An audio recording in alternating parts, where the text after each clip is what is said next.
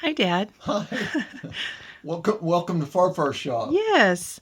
This evening I thought it might be neat to show off some of the vintage woodworking tools that you have, that you've acquired over the years in various different ways. But with this being a woodworking shop, it'd be neat to see some of your tools, but the vintage ones have a story and there's history to it. So I thought, let's go ahead and share some of that. So if you'd like to take it away and show us what you got. Okay. Well, this is just a few. We don't want to Yeah. take too long. We can show more later. Yeah. But for instance, when you say vintage, Yeah. I remember when these were used. Oh, So, what does that mean? well, this is a Yankee, which is a ratcheting screwdriver, actually. This would have taken the place of what we now use cordless drills for, or even electric drills to run screws and that kind of thing. There were different bits that fit into this chuck, whether it was a Phillips bit or a straight bit screwdriver or whatever. But you would open it up, and then you could ratchet the screw. Now that would be tightening it, as you can see, by going down with whatever bits you're using. You adjust it here, back, and now we're loosening it. Yeah. So this was known as a Yankee, and that was a common tool that you could put in your tool pouch and use it. I'll just leave it open. Anywhere you went without a power source of some type. And this, its baby brother, which this one, now this would have been from about the 1970s, when the other one, There we go. Focus. There we are. this Okay. one I acquired in an old hand plane made by Stanley. It was a Stanley 45. And this is also made by Yankee. And this is a Yankee number 15, I believe. This was made in 1914. But it is also a ratcheting. I'll adjust that. It has the same kind of a mechanism where That's a great sound. Yeah, it's a ratcheting screwdriver, and it has directions that you can switch that would be to loosen. So I've always thought that was just a cool screwdriver. Yeah. There we are. Yeah, that's The cool. brass and the build quality is just a really nicely made tool. And speaking of drills, Hi, Bandit. yeah, is that how you say drill? I'll just pan over real quick. I know. Oh, he wants to play. Yeah, he wants to play. This would be a hand drill. It's almost like an egg beater. Yeah. Where you would put a drill bit in here. Yeah. To drill your hole. There again, you don't have to have a power source. It's all by hand. Then some layout tools. These are all different sizes of squares. This is a Stanley square. This is adjustable to where you can make it a T shape, or that slides up and down here, as you can see, the screw in the slot. That's cool. And that came out of a barn pick. And I do use all of these. This is a rosewood and brass version of a smaller tri-square, 6-inch version. And this actually was my mother's father, my Grandpa Matt, who we've talked about before. And I do use this a fair amount. This was in his toolbox. That's really neat. Yeah. Yeah. Again, quality. It is. And to know I'm using a tool that he held in his hands makes it all the better, I think. Yeah. I like to go to that one a lot because I feel like we're working on something together. Yeah. Because when I was a little boy, I watched him build a garage, and that just inspired me. I thought, wow, that's so cool. And he may have used this square on that garage. I'm not sure. And another vintage layout tool is this Stanley T-bevel, which is for finding or drawing angles, where you loosen that and then you open this, and then you can adjust that to whichever angle you wish to mark or measure. You can transfer that dimension to determine what the angle is mathematically. I fold that up so it's easy to store. And this was patented in 1908. Wow. So, and that came out of a barn pick. Was that the same barn pick that This one came out of? Yeah. that one that's came out right. of? Okay. Yeah, the barn pick that we went to together. Mm-hmm. That's right. And this came out of a car I bought from my grandmother, Dagmar, her best friend, who was nearly 90 years old. I bought a 68 Impala fastback, two-door hardtop from Diamond was her name. Yeah, and Diamond. Yeah, it had 90s driving an It Impala. had a 327 in it. Thing had lighted up. Yeah. It was fun to watch her drive it. When she got too old to drive or couldn't drive anymore, she wanted me to have it, so I bought the car. Well, this was in the glove box, and it's a multi-tool. It's called a 12-in-1 tool. Can you see that okay? Oh, here, let me zoom in on it. Mm-hmm. Oh, there we are. With the measuring various different ways. I'll briefly show that you can make a T-square out of it. You can measure right angles. There's angles on here scribed to. You can set it at those angles with this thumb screw and tighten it. You could make a 12-inch ruler out of it. It just has multi-functions to it. I just thought that was such a cool piece. And I think of Diamond a lot. And my grandmother and her ripping friendship. around. Yeah. She became a good friend, and I love Diamond. Yeah. So I have that. And then this is a measuring gauge for outside dimensions, like here. Or it can measure inside. For instance, this hole. If I wanted to know the dimension of that hole, I'd measure from here to here, and then the gauge is right there, or the scale. It's metric and standard. It's a solid brass tool, and I think it's a beautiful little pocket measuring device that's just precisely made, and it was made in West Germany. Oh, wow. So that's post-World War II, during the Cold War era at some point. Yeah, that's neat. Yes. And here's another interesting tool. This is a plumb bob. Can you see that okay? Yes, and plumb bobs would be used for what exactly? To determine a perfect vertical. Gotcha. From a given point above. Okay. By the weight of that, wherever I drop that down, it's directly above. Yeah. Once it stops swinging. Right. Yeah.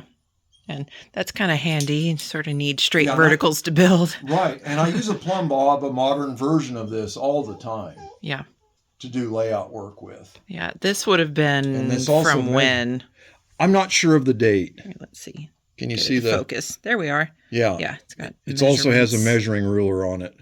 So it's a steel tape measure and a very nice brass plumb bob. Yeah.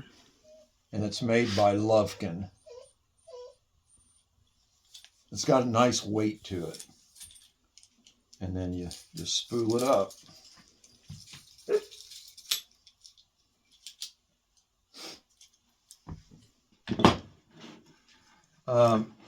With our barn home, our timber frame barn, it was all, and this is dropped from lumber we've used to build the house. Yeah, just little pieces.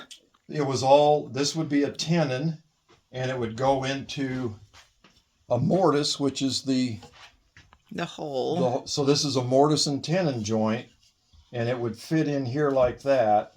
This isn't exactly the same joint, so they don't fit precisely, but you get the idea. The mortise, or the tenon goes into the mortise, and then you would use a wooden peg to join them. Okay. That's how our house is built. So that's a mortise and tenon. Timber frame construction. Gotcha.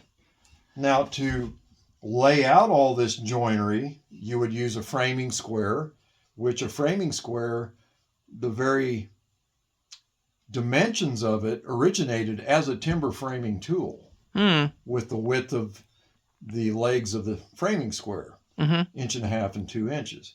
So you would lay out things. In fact, you could even see where somebody has marked the joints where those holes went. That's cool to think that those marks are well over 100 years old. And then they wanted that mortise in a certain place, and here's the lines to mark it on the timber. Right, and this barn was built in 1899. Okay. So these are pieces of drop, and I've kept them because I use them for just interesting ways to repurpose. Yep. Well, to lay all this out is a mortise gauge. This is a version of that, where you'd set this fence. There's that scribe. You can see that line? I pulled away a little bit, but that's how you would mark it with this. Oh, there's little piece down there. Can you see that? Oh, yeah. And then here you have 2. Okay. Can you see that? Yes, two? There we are. Okay, by adjusting this thumb screw, you can adjust the width of your tenon.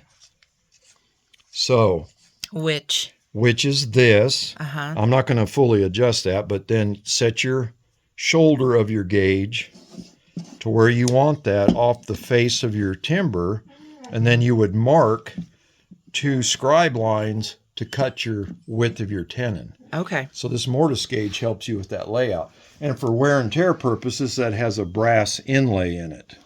Wow. How old would that be, do you think? I'm not sure. Okay. I'd have to look that up. But it's definitely it's quite old. Yeah. And there again, it's really well made. And that's how you say mortise gauge in dog speak. Yes. He's adding to the commentary. He is. Yeah.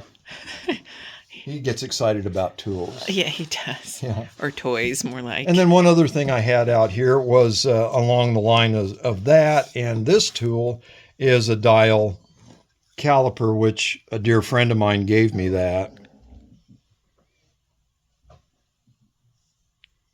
So you can measure outside dimensions, and this is in decimal equivalents. Or you could measure the inside of a hole on this side. You see how that works? Now you can buy a digital version of this. I prefer a dial caliper. I like doing the digital or the decimal equivalents, working with decimals. Why do you prefer working with decimals? You think of... That's the language of the universe, is mathematics. It's all by design. And there's a language to that design, and it's called mathematics. If you understand that language, you can do about anything. It's all so precise. The stars in the heavens, the heavens declare his glory.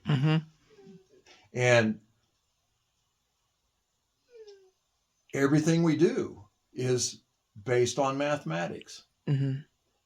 It's a language to be conversant in. Yes. And I like working with math. I'm no mathematician by trade necessarily. Yeah, but you're good at it. But you need to know mathematics because that translates to everything we do. Yeah. So for precision, to be able to build something well. This is a three-dimensional puzzle.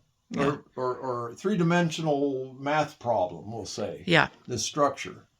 Yeah. Geometry does come in handy. Doing finances, there's some mathematics. The way the heavens and the universe are designed and how they move. Time, that's math. When you're driving down the road, you're going what? Say 60 miles an hour, that's time. I can go this distance, which is measured in mathematics, by time.